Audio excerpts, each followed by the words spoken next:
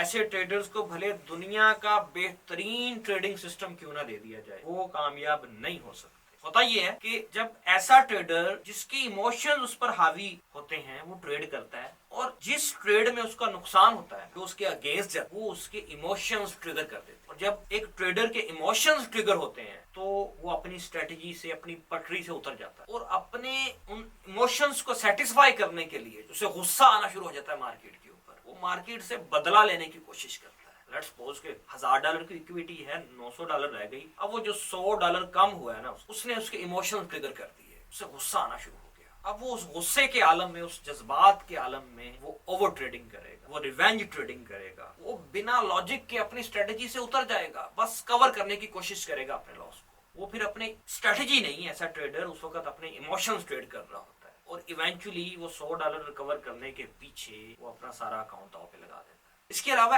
ऐसे ट्रेडर्स जो